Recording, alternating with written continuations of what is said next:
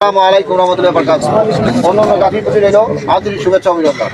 আপনারা জানেন আমি সোহেল মারুফ স্বপন দীর্ঘদিন ছাত্রদল যুবদল করে বিএনপিতে আজকে নেতৃত্ব বা কর্মী পর্যায়ে আছি এবং কাজ করছি। এবং আমরা কি জানি হক সাহেব নমিনেশন পাবে না? আমরা কি জানি আনোয়ার সাহেব কি বসে যাবে? এটা মহান আল্লাহ তাআলারই ইচ্ছা। কারণ এটা আমি মনে করি এটা আমাদের জন্য পার্বতীপুরবাসীর জন্য একটা আল্লাহ তাআলা একটা সুযোগ করে দিয়েছে যে একদিক থেকে হক সাহেব ধানের মার্কা পায় নাই, একদিকে আনোয়ার সাহেব এখানে নমিনেশন পেল না। এই দুইটা জিনিসকে আমাদেরকে কাজে লাগাতে হবে।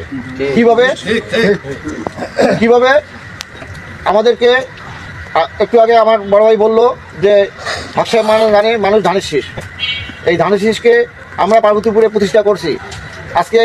আজকে আমরা ধানের শীষের বাইরে এসে কাজ করতেছি কী জন্য?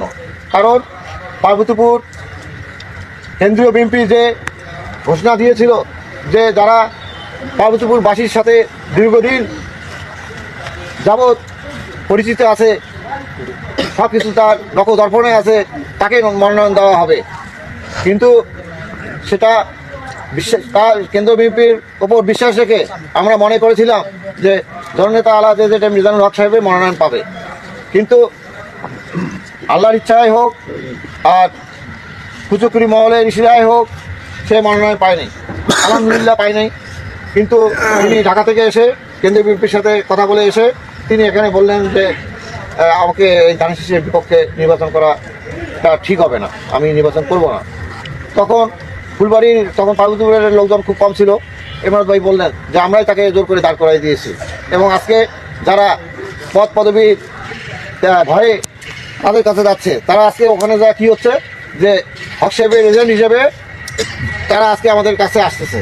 তারা কিন্তু আজকে আমাদের কাছেও ধিকৃত এবং যাদের কাছে গেছে তাদের কাছেও চিহ্নিত, তাই কিনা?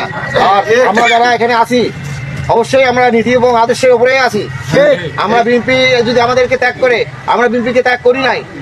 আমরা যদি পার্বতীপুরে এই 50 বছরেও এমপি করতে পারি নাই, আর এই সুযোগকে যদি আমরা কাজে লাগাতে না পারি, আগামী 100 বছরে আমাদের পার্বতীপুরে এমপি আসবে না। পার্বতীপুরে 3.5 লক্ষ ভোট, ফুলবাড়িতে 1.5 লক্ষ ভোট, তারপরও আমরা আজীবন এখানে পাই নাই। আজকে সুযোগ আসছে, এই সুযোগকে আমাদেরকে কাজে লাগাতে হবে। একটা কথা, আপনারা ওই কারো কথায় বিভ্রান্ত না হয়ে নিজে হক সাহেব সেজে আর নিজের খরচে এতদিন থেকে বাংলাদেশ জাতীয়তাবাদী দলের কিন্তু সকল প্রোগ্রামগুলো কিন্তু আমাদের নেতাকর্মীরা পরিচালনা করছে। আজকে যে পরিচালনা করতেছে এখনও কিন্তু এই নেতাকর্মীরাই করতেছে। হক সাহেবের পরিবার থেকে বা হক সাহেবের পক্ষ থেকে এখন পর্যন্ত আমরা একটি পয়সাও এখনও গ্রহণ করি নাই। ইনশাল্লাহ আমরা চেষ্টা করব যে আগামী দিন পর্যন্ত আমরা আমাদের টাকা দিয়েই আমরা সকল কার্যক্রম পরিচালনা করব। এখন আমাদের কাজ হচ্ছে আমাদের মার্কাটাকে প্রতিটা ঘরে ঘরে পৌঁছে দেওয়ার জন্য। এখন আমরা স্বতন্ত্র প্রার্থী, আমরা সকলের ভোট আশা করতে পারি।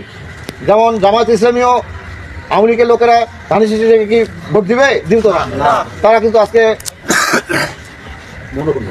তারা আজকে কিন্তু আমাদের স্বতন্ত্র প্রার্থীকে তারা আমাকে ভোট দিতে পারে, এটা আমরা বিশ্বাস করতে পারি কি ইনশাআল্লাহ।